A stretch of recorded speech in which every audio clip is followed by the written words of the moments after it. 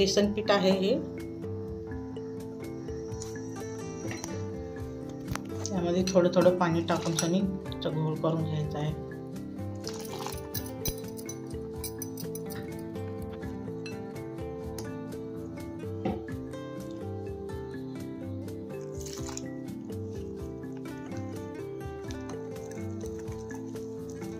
ओवा आहे तोडून टाकायचा आहे, अर्धा चम्मच नमक, हिंग,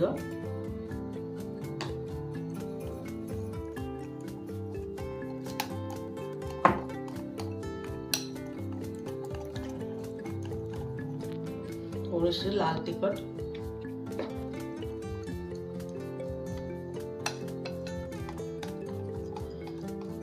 दहा मिनिट ह्याला रेस्ट करायला झाकून ठेवायचं आहे। मिरची आहे, लसूण आहे, आलं आहे, ते आपल्याला वाटून घ्यायचं आहे मोठं मोठं। थोडीशी कोथिंबीर टाकायचं आहे, थोडंसं नमक असं काढून घेतलेलं आहे। 1 चम्मच तेल टाकायचं आहे,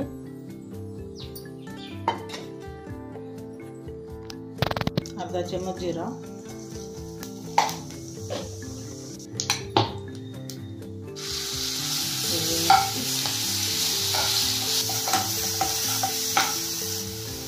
कढीपत्ता,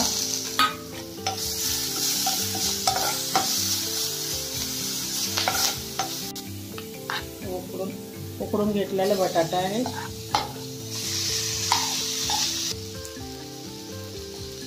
हळद, धनिया पावडर अर्धा चम्मच,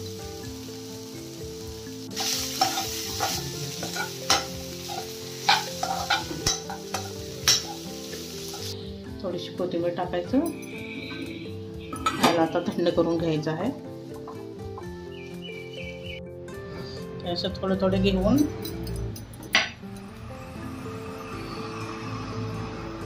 असं गोल गोल म्हणून थोडंसं चपट करायचं आहे आणि सगळेच असे बनवून घ्यायचे आहेत। अशा प्रकारे बनवून घेतलेले आहे। आता आपल्याला फ्राय करून घ्यायचं आहे। आपले झालेले आहे, अशा प्रकारे आपला गोळ झालेला आहे। त्यामध्ये असं वडा ठेवायचा आहे,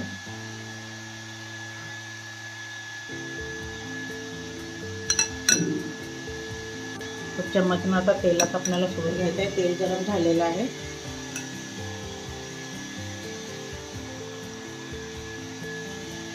व्यवस्थित ह्याला फ्राय करून घ्यायचं आहे।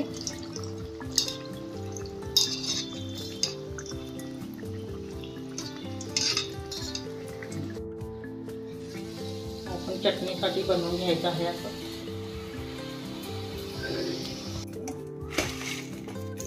हे यात टाकून लाल तिखट, नमक,